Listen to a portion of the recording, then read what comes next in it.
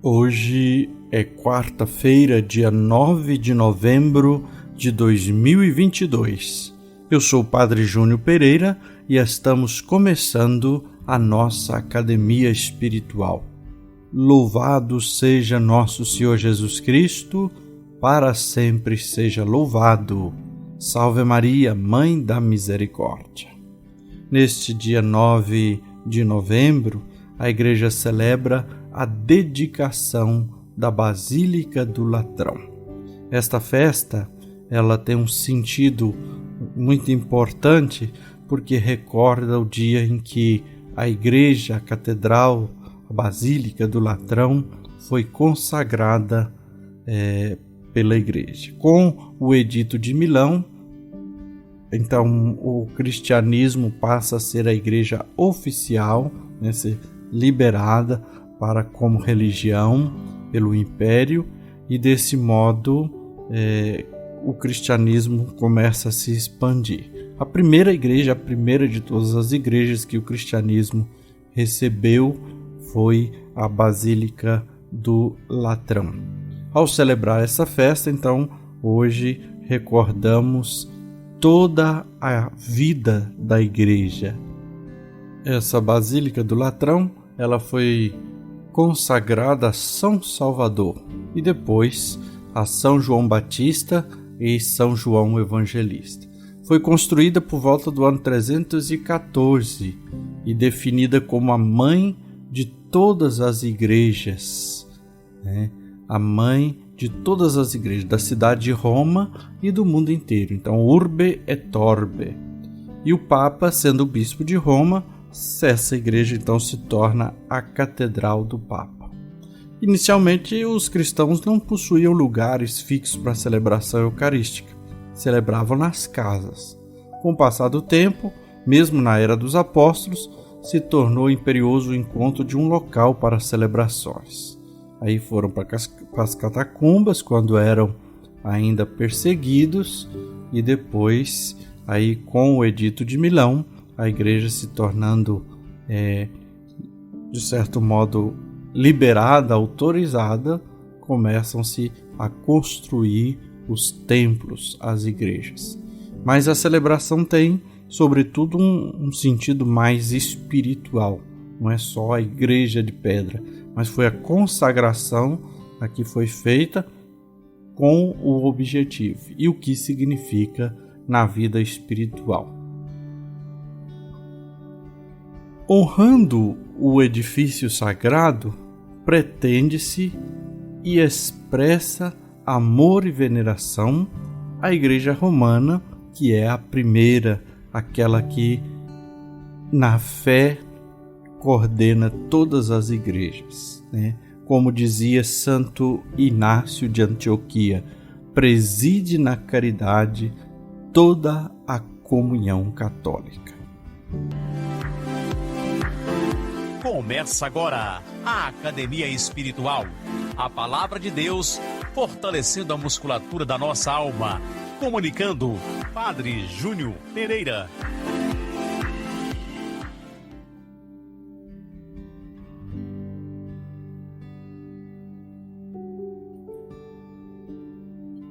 O evangelho proposto para meditação neste dia da festa da dedicação da Basílica do Latrão é um evangelho próprio de São João, no capítulo 2, versículos de 13 a 22.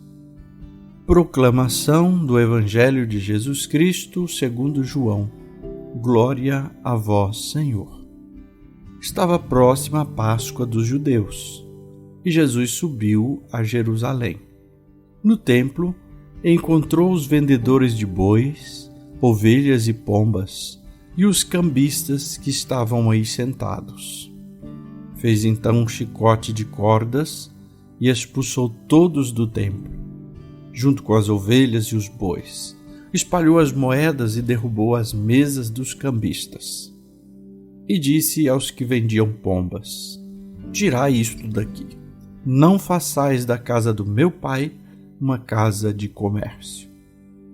Seus discípulos lembraram-se mais tarde que a Escritura diz: o zelo por tua casa me consumirá. Então os judeus perguntaram a Jesus: que sinal nos mostras para agir assim? Ele respondeu: destruí este templo e em 3 dias o levantarei. Os judeus disseram: 46 anos foram precisos para a construção deste santuário, e tu o levantarás em 3 dias? Mas Jesus estava falando do templo do seu corpo. Quando Jesus ressuscitou, os discípulos lembraram-se do que ele tinha dito e acreditaram na Escritura e na palavra dele. Palavra da salvação. Glória a vós, Senhor. Então, como falávamos, um pouquinho rápida e brevemente sobre o sentido desta festa da dedicação da Basílica do Latrão, isto recorda uma verdade fundamental. O templo de pedra é símbolo da igreja viva, da comunidade cristã. Então nós dedicamos um templo a Deus ou à memória de algum santo, mas sempre o templo ele é símbolo da verdadeira igreja, a igreja viva, o corpo místico de Cristo, que é a comunidade cristã. Também a beleza e a harmonia das igrejas, que são destinadas a prestar louvor a Deus, que é o belo por excelência, convida os pecadores, todos nós pecadores, a nos convertermos para formar uma construção organizada, bem ordenada, bela, para que a nossa vida seja bela e esteja em comunhão com Cristo. Deus quer edificar no mundo um templo espiritual. Os templos de pedra, o templo material, é um sentido, um significado para a proposta verdadeira de Deus, é que em todos os corações ele possa habitar. O próprio Jesus disse para a samaritana: adorará em espírito e verdade. No entanto, isso não significa que deixemos de lado uma construção física. É nosso dever conservar com cuidado os edifícios sagrados, porque ali é um lugar de encontro com Deus. Conservar e fazer deles, de fato, um lugar sagrado. No Evangelho de hoje, nós vimos Jesus que sai de uma festa de família. Um pouquinho antes estava lá em Caná da Galileia, onde ele transformou a água em vinho naquele casamento. E ele vai para onde? Para a festa mais importante dos judeus, que é a Páscoa. O Evangelho começa dizendo: estava próxima a Páscoa dos judeus, porque Jesus vai realizar uma verdadeira, nova e eterna Páscoa. Aqui nós encontramos então um lugar que Jesus agiu primeiro com misericórdia nas bodas de Caná, e agora que ele vai agir com disciplina e juízo, porque transformar o espaço sagrado num lugar de comércio. O templo tinha se desfigurado, mudaram o propósito da casa de Deus e instrumentalizaram a fé para lucrar. Inclusive, o templo tinha vários espaços. O espaço onde estavam aí os cambistas, as mesas, as pombas, os animais, era chamado Pátio dos Gentios. Foi feito justamente com o objetivo de aqueles que não eram judeus pudessem ter um espaço para oração, mesmo que não pudessem entrar no espaço mais sagrado do templo, porque não eram judeus. Então, tudo foi feito para facilitar a vida dos peregrinos e até acolher aqueles que não eram judeus. No entanto, foi desfigurado e foi instrumentalizado para ser objeto de lucro. Você deve saber que, como o templo era sagrado, até o dinheiro do templo era outro. Então, tinha que trazer o dinheiro, os animais, as coisas e comprar ali. No entanto, isso também se tornou uma possibilidade de lucro e não de facilitar a vida. Jesus não é movido aqui no Evangelho por ira incontrolável. Jesus não está incontrolável aqui. Mas diz o texto, foi movido pelo zelo da casa de Deus. O zelo por tua casa me consumirá.